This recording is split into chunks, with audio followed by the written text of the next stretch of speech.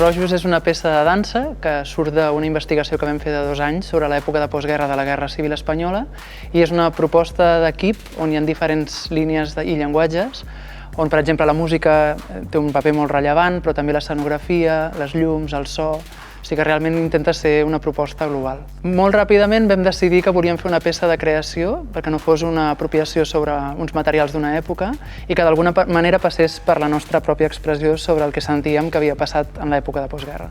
Llavors, hi van haver unes línies transversals que vam treballar des dels diferents llenguatges, com van ser el silenci, el rastre, idees que ens recordaven aquesta memòria que per diferents motius sentim que d'alguna manera sempre es repeteix. I en les cançons hi ha una pràctica curiosa que vam voler dur a terme, que va ser replicar la transmissió oral que hi havia amb les cançons d'aquella època, de manera que ens vam aprendre les cançons persones que en principi no les cantàvem i les vam anar aprenent entre nosaltres com perquè es anés transformant en aquesta transmissió. Ladridos entre vencidos,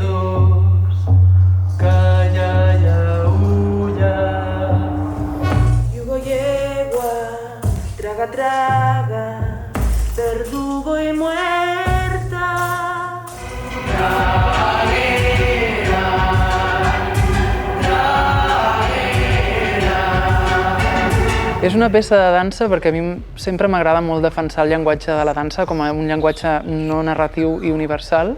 però clarament hi ha molts elements que volem que juguin i que estiguin presents en la peça escènica, com pot ser la teatralitat, una mirada més poètica, una mirada també més cinematogràfica en les transicions, o sigui que volem que tothom se senti acompanyat en aquest veure i tenir eines per mirar la dansa. Però precisament en la darrera funció que vam fer, la Bea, que és una de les intèrprets,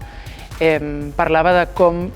ha sentit que es ressignificava el text que diu precisament amb tot allò terrible que s'està fent a altres punts del món i que d'alguna manera fan present un text que hauria de ser passat.